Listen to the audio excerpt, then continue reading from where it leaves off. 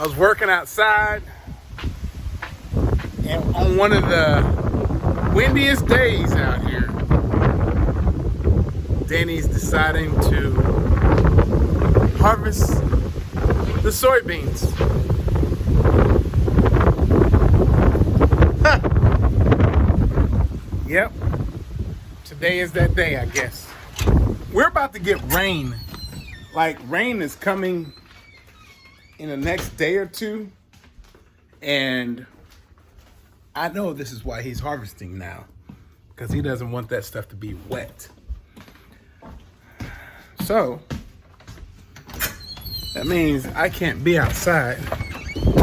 I'm gonna have to get some eggs now, because as you can see, that's just dust right there. I mean, that's horrible. That's like horrible dust. Oh my gosh. Look how horrible that is. Ugh. My poor chickens. I don't know what they're gonna do, but it has to be done. It has to be done. This big old machinery. Man, look at all that dust. Here we go. Coming around. There it is. A couple of coyotes in there. It has to be done. Jeez. Our poor babies. Oh my gosh, look at that. I'm behind the screen. Look at that. Oh. They're running.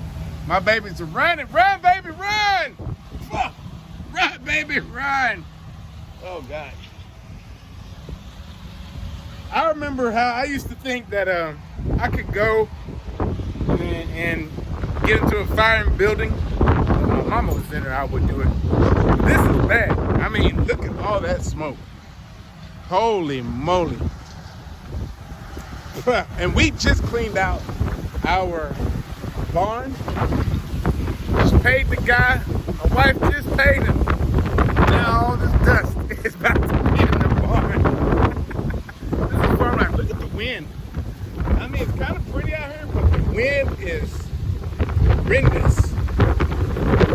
Crazy. Yeah, that's a strong wind, and wow, crazy. I don't know. I actually don't know what he's gonna do with the soybeans. I picked them up earlier, and when you pick soybeans early, it becomes edamame. You know what edamame is? Let me show you what edamame is.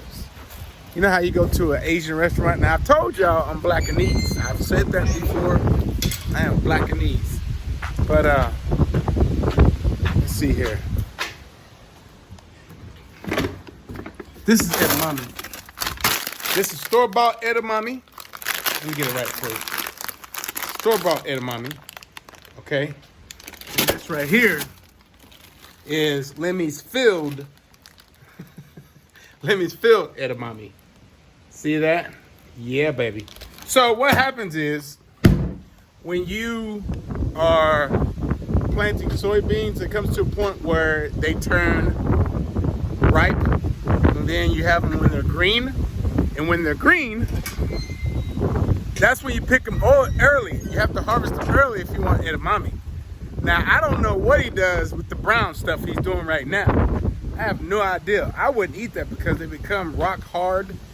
And maybe I need to research that, but I have no idea what he does with that. But I know a lot of people are kind of upset right now with farming because it has not rained around here and things are not good. Man, that dust was horrible. Wow. We have like 30-mile winds right now coming from the south, and we're on a prairie where it's down low, and it's just coming down. But, I mean, when farming has to be done, it has to be done. And I know it's going to rain in the forecast because we're expecting a pretty good rain on Wednesday, and it's nuts. My gosh. I don't want to be that farmer who has to do everything all season long. I want to work like 6 months out of the year. I think that's what we're trying to do. And we've got a plan where I know that it's going to work out that way, where we'll have a whole field of things that we're going to do for 6 months. And after that, be done. Maybe 8 months. I'm thinking maybe 8 months. Let me tell you something. If you're not grown anything in your life, I think this is the time to do it. With grocery prices skyrocketing, it takes nothing to plow in your yard and to start growing, or go buy some soil and put them in a bed that raised, and just start growing things. Like, you know, get a couple of chickens if you can. I know some of your HOAs are not going to let you do that, but I really think if America was, what's the word I'm using here? If we were able to have at least 2 chickens or whatever, and to grow some things on our own, I think that we would be 10 times healthier than what we are, and not having to depend on going to the grocery stores and all that. Because what happens when something chaotic happens, like if the ports decide they don't want to, bring stuff over, like bananas and oranges. Some of you guys don't realize some of our fruits are shipped all the way over here. Yeah, farmlands in United States is very, very tiny. You should go look that up. I don't want to start any conspiracy on here because I'm not all about that. That's the other channel. But just let you know, you really should. You really should go that route. I think that route is probably the best thing ever. Because that way you control what you have. You control your source of food intake. Like, you can get spinach and lettuce. You grow broccoli, you grow tomatoes easily.